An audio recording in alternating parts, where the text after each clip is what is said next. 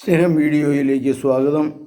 ഇന്നത്തെ നമ്മുടെ ധ്യാനത്തിന് വേണ്ടിയിട്ടും പ്രാർത്ഥനയ്ക്ക് വേണ്ടിയിട്ടും വിചിന്തനത്തിന് വേണ്ടിയിട്ടും എടുത്തിരിക്കുന്ന വിഷയം വിശുദ്ധ ചാൾസ് ബൊറേമിയെക്കുറിച്ചാണ്. 1538 ഇറ്റലിയിലെ മിലാൻ നഗരത്തിലാണ് അദ്ദേഹം ജനിക്കുന്നത്. വലിയ പ്രഭുവായിരുന്നു. അങ്ങേയറ്റം ധാരാളിത്തത്തിലാണ് അദ്ദേഹത്തിന് ചെറുപ്പകാലം വളർന്നത്. അനേകം പേര് സംഗീതത്തിനും കലയ്ക്കും അതുപോലെ നല്ല രീതിയിലുള്ള ഭക്ഷണവും എല്ലാം കഴിച്ച് അദ്ദേഹം വളർന്നു. എന്നാൽ സുഖലോലുപതയുടെ ജീവിതമല്ല അദ്ദേഹം നയിക്കാനായിട്ട് ആഗ്രഹിച്ചത്. 23-ാമത്തെ വയസ്സിൽ തന്നെ അദ്ദേഹത്തെ കർദിനാളാക്കി.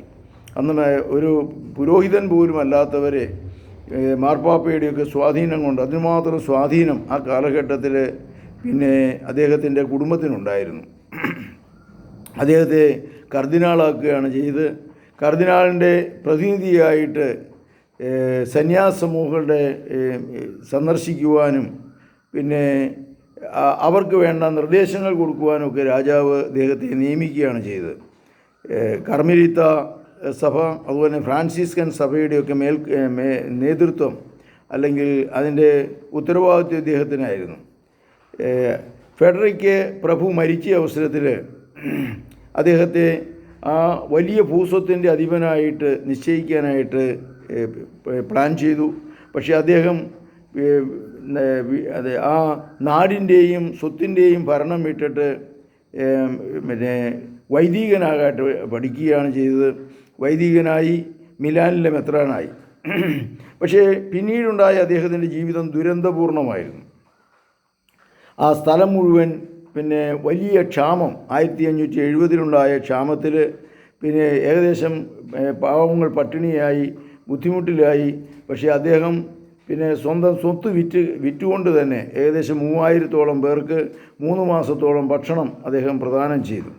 ഇതൊക്കെയാണ് അദ്ദേഹത്തെ ദൈവസന്നിധിയിലേക്ക് അങ്ങേയറ്റം ഉയർത്തിയ. പിന്നീട് അതിനെ തുടർന്നാണ് പ്ലേഗ് വന്നത്. പ്ലേഗ് വന്നപ്പോൾ 6 വർഷത്തോളം 60,000 പേർക്ക് പാവങ്ങളെ അദ്ദേഹം ശുശ്രൂഷിച്ചു. അദ്ദേഹം പൈസ കൊടുക്കുക മാത്രമല്ല ചെയ്തത്, അദ്ദേഹം തന്നെ പോയി ശുശ്രൂഷിക്കുന്ന അവസ്ഥാവിശേഷമാണ് അന്നുണ്ടായിരുന്നത്. പാവങ്ങൾക്ക് വേണ്ടി ചെലവഴിച്ചു. അതുപോലെ തന്നെ ഇങ്ങേറ്റം മെത്രാൻ്റെ വസ്തുവകകൾ എല്ലാം വിറ്റു. വീട്ടുപകരണങ്ങൾ പോലും വിറ്റ് ഈ പാവപ്പെട്ടവരെ ശുശ്രൂഷിക്കുന്ന കാഴ്ചയാണ് ഞാൻ തന്നെ കാണുന്നത്. അദ്ദേഹത്തിന് ഒത്തിരി പേര് ശത്രുക്കളും ഉണ്ടായിരുന്നു. ഈ നന്മ ചെയ്യുന്നവർക്ക് ശത്രുക്കൾ ഉള്ളതുപോലെ തന്നെ ഈ വിശുദ്ധ ചാൾസ് ബൊറേമിയയ്ക്ക് ഒത്തിരി ശത്രുക്കളുണ്ടായിരുന്നു. ഒരു തവണ വെടിവെച്ചിട്ട് അദ്ദേഹത്തിൻ്റെ വസ്ത്രത്തിൻ്റെ സൈഡിലൂടെ അങ്ങ് പോയി. ദൈവാധീനം കൊണ്ട് അദ്ദേഹം രക്ഷപ്പെട്ടു. 46-ാമത്തെ വയസ്സിൽ അദ്ദേഹം മരിക്കുകയാണ്. നമ്മൾ ഒന്നിനെയും ഭയപ്പെടേണ്ടതില്ല. ഉപ്പിൻ്റെ ഉറ കെട്ടുപോയാൽ അതിനെ ഉറ കൂട്ടാൻ സാധിക്കുകയില്ല. അതുകൊണ്ട് നമ്മുടെ ആ ഉപ്പിൻ്റെ പുളിപ്പ് നമ്മുടെ ജീവിതത്തിൽ ഉണ്ടാകണം എന്നൊരു ചിന്തയാണ് അദ്ദേഹം നമുക്ക് തരുന്നത്.